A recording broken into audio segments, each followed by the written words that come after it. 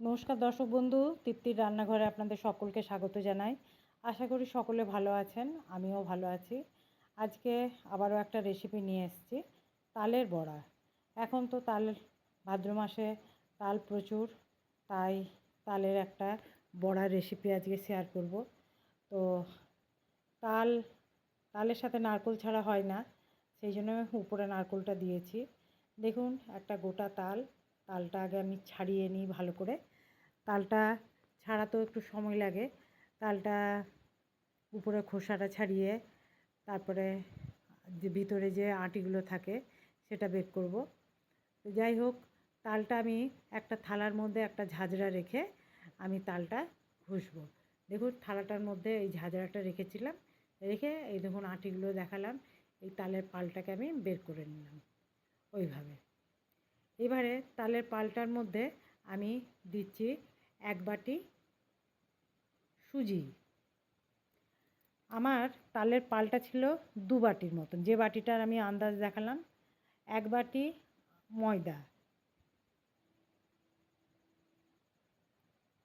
আর ঠিক ওই বাটিরই 1 বাটি আটা,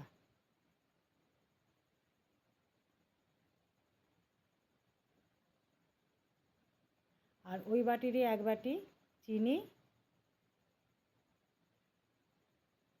এই বাটিটারই মাপে আমি এই 1 বাটি হচ্ছে নারকেল কোড়া। এই বাটিটারই মাপে আমি 2 বাটির মতন না তালের পালটা নিয়েছিলাম। এবারে এটা ভালো করে সুন্দর করে মাখবো, সব একদম মানে ভালো করে মিশিয়ে নিচ্ছি। মানে এত সুন্দরভাবে মাখবো যেন একটা বেশ ডোয়ের মতন তৈরি হয়, সেইভাবে মাখবো।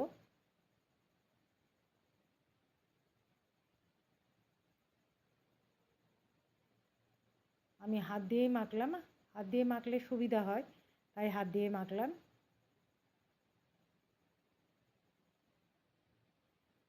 দেখুন, মাখাটা আমার সুন্দর হয়ে গেছে। আর ঠিক এই পজিশানে আমি এখন মাখাটাকে একদম কমসে কম 2 ঘন্টার জন্য রেস্টে রাখবো। ঢাকাটা একটা ঢাকা দিয়ে দিচ্ছি, ঢাকাটা দিয়ে আমি ঠিক 2 ঘন্টা একদম রাখবো। দেখুন, ঢাকাটা দিয়ে দিয়েছি। আর 2 ঘন্টা পর আমি দেখুন আবার ফিরে এলাম। আর দেখুন কীরকম আমার মাখাটা হয়েছে। একদম একটু মানে খুব পাতলা না, খুব মোটা না, হালকা যেরকম বড়া হয় সেই মতন মাপলাম, মানে সেই মতন মেখেছি। আর দেখুন, কড়াতে আমি তেল দিয়ে দিয়েছি, অবশ্যই সাদা তেল দিয়েছি।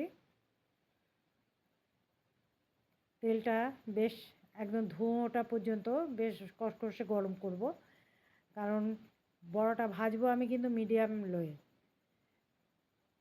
দেখুন, আমি দিয়ে দিলাম। আর এগুলো না একদম ভিতরে সুজি দেওয়া আছে, একদম উপরে ভাজা হলে একটু উপরে একদম ফুলে উঠবে। আর অবশ্যই এই তালের বড়াটা ভাজতে হবে একদম মিডিয়াম লোয়ে, কারণ ফুল আঁচে ভাজলে উপরটা তাড়াতাড়ি লাল হয়ে যাবে, ভিতরটা লাল হবে না, মানে ভিতরটা কাঁচাই রয়ে যাবে। সেই কারণে মিডিয়াম লোয়ে আমি ভাজছি। দেখুন, এক পাশটা আমার ভাজা হয়ে এসছে, আমি আরেক পাশটা তুলে নিচ্ছি,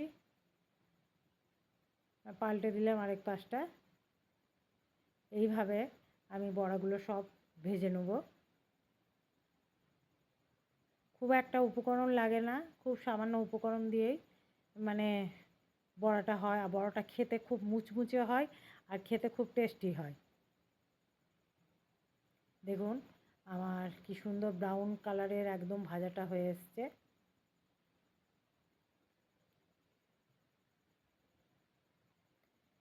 যেগুলো প্রথমে ভাজলাম সেগুলো তুলে নিলাম।